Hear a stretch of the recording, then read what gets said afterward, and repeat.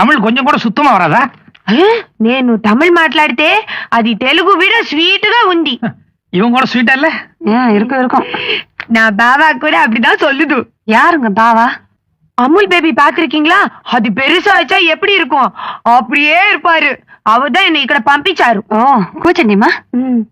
மெல்ல மெல்ல மெல்ல. అయ్యయ్యా.